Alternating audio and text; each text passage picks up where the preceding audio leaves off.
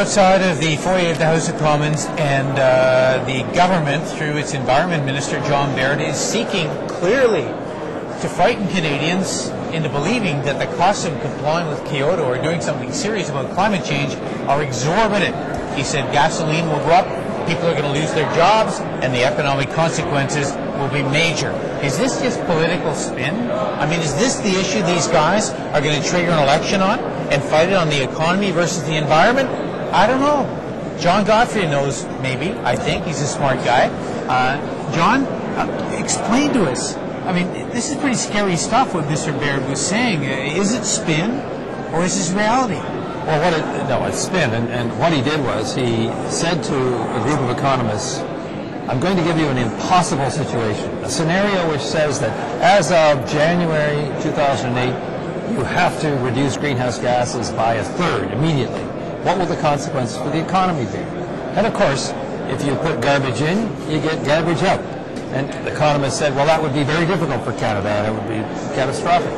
Nobody on our side is suggesting we do anything like that. All we're saying is, we've got to take climate change seriously.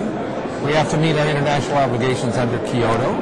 We've got to start moving towards those targets, and we've got to do it now. We've got to send out signals to industry. So what he set up was a complete fiction, a complete science fiction scenario which nobody's advocating, and then he proved to demolish it. It was the mother of all straw men. Well, you know, it sure sounds to me like, as I said a minute ago in my introduction, it sure sounds to me like they're trying to set up this impossible situation where we're seen as being, the Liberals are seen sort of left-wing tree huggers, and they're going to come along and save the economy, and maybe we can go to the people on it. Is that a reasonable scenario? Is that what this is about?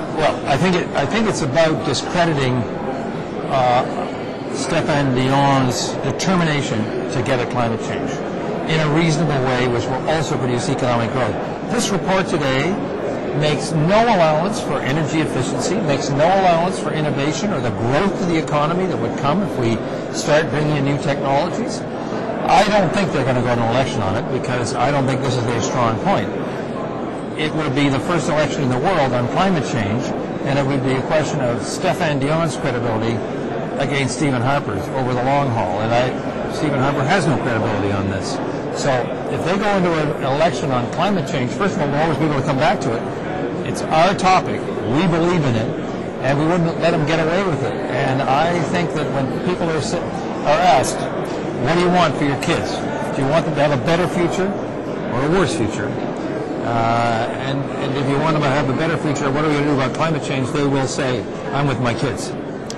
Last point, John. I thought John Baird was behaving himself rather well for a couple of months. He looked serious and rather greenish.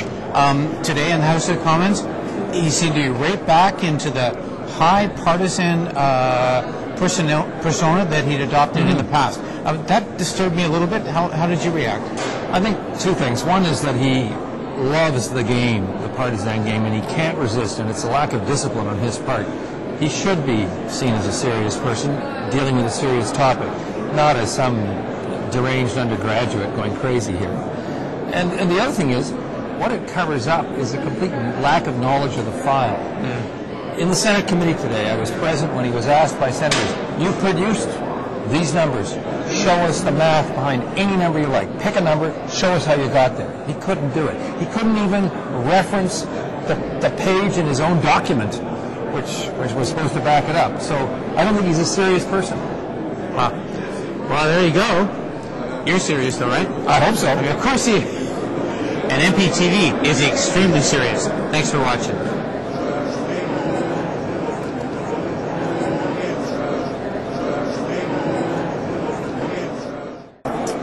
Well, you've heard from John Baird. Man, we are going to have everything but locusts, and maybe even locusts too.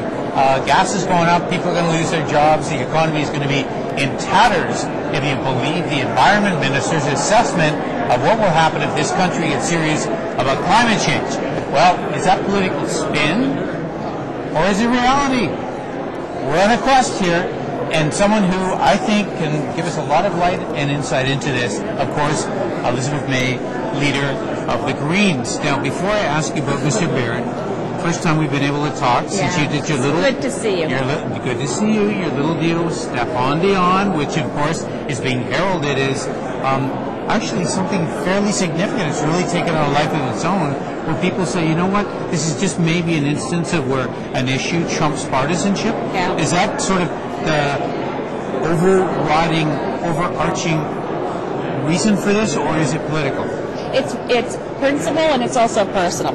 A lot of people have trouble understanding why the Greens would do a deal with the Liberals. And the bottom line is Stéphane Dion and Elizabeth May have worked with each other, like each other, respect each other. And he sees the role that I would have in the House of Commons as leader of the Green Party as a positive one for democracy. And I've never hedged about the fact that I respect Stéphane Dion. I mean, when he was running for Liberal leadership, I kept saying, well, he has so much integrity. And funny thing is, Jack Layton would say he has integrity when he was running, but sure he wouldn't win. Once he won, Jack isn't as, giving as many compliments. I continue to say what I think, and that is Stéphane Dion would be a great prime minister. I would, of course, have to add that he's my second choice for prime minister because as leader of the Green Party, I'm my first choice. But he's a very fine man. Well, you have to be an egomaniac to be a leader, right? I mean, it sure helps. Listen, you have sure ticked off the NDP, though, with this. Yeah. I mean, they are not happy puppies to see this relationship. How come? I think it's sad. I think it's because, in terms of relationship and what matters and what trumps what, it shows again that, and I would love to be wrong on this, but that Mr. Layton and the NDP are more anti-liberal than they are pro-climate. They can't see their way past what I describe as ancestral hatreds. They so hate the Liberals that they'd rather work with Stephen Harper, which I find, frankly, bizarre. I can understand that over the years the NDP and the Liberals have had intense rivalries. Fine, but the planet's at stake here. We're running out of time. For heaven's sakes, we should all be able to work together, and I still hope that at some point in the future we might be able to. All right, now on to Baird. Question period. He's one scary dude because he's telling us all kinds of stuff's going to happen. Almost sounds to me like they're setting up for maybe an election call, possibly, on the environment versus the economy. I mean, was Baird just being partisan? Is he making this up or what? I think that what your viewers need to know is that Mr. Baird took taxpayers' money to concoct a study to tell him what he wanted to hear. So if you were to take the Green Party climate plan, or Mr. Dion's climate plan, or even the environmental group's climate plan, or Mr. Layton's climate plan, and say, we're going to put this through an economic analysis. What impact does this have on the Canadian economy? That'd be useful to know. But what he did was ask the people who put this study together to deliver economic disaster. So they put in place a carbon tax of $195 a ton, which is more than 4 times as high as any tax the Green Party's ever suggested. So you have to wonder, if you're trying to prove that there'll be economic collapse to achieve Kyoto, what better way than to ask a bunch of economists, design economic collapse? And then we'll tell people that's what happens when you reach Kyoto. In other words, the report itself, the study, was, as one senator said this morning, a rigged report. All right, so it comes back to that question I asked a minute ago. I mean, why are they doing this? Is it just because, A, they really don't want to do anything on climate change, or B, they're trying to set it up for purely political reasons going into the next campaign? Mr. Harper's objectives are twofold with what they're now doing on climate. One is they know that it's an electoral challenge. They don't really believe the science, or at least Mr. Harper doesn't. Mr. Baird might. I'll give Mr. Baird the benefit of the doubt. Mr. Harper clearly doesn't understand this is an urgent, real threat to our future. So they need to convince Canadians that they do, that they care, that they'll do something. And they equally need to terrify Canadians that if we do what needs to be done, it'll cause economic ruin. Now, the reality is we can achieve Kyoto without hurting our economy. We can actually improve economic performance by doing Kyoto right. But by putting together, there's 2 documents this week that we came to. One was a leaked report, a draft climate plan from Mr. Baird, that actually weakened the target that Madam Ambrose had put forward last fall, a weaker target, almost impossible to believe. And then on top of that, we know they want to have greenhouse gases continue to rise while claiming that they're taking action.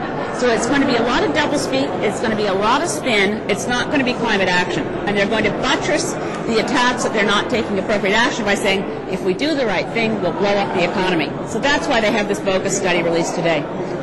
Last question. Elizabeth May kicks butt in Central Nova, gets elected. You're sitting in the House of Commons. Maybe you have some colleagues, but if you don't, you might be there by yourself. Stéphane Dion says, Elizabeth, come into my cabinet, look after the environment. What do you do? I'll always be a Green Party member of Parliament. I'll be a Green Party leader. Now, in Europe, there have been Greens who have been serving in government, in cabinets with other parties, but they've never surrendered being a Green Party leader and a Green Party member. So when that day comes, and we have what I hope will be at least 12 members of Parliament, so that we've got official party status, we'll be prepared to work cooperatively. But I'm not trading away what I'm doing on principle for a political advantage for me personally, ever. There you go. Principles are alive. They said they didn't exist here, but hey. Elizabeth, thank you very much. That's wonderful. Elizabeth May, Green Party leader. Thank you for watching.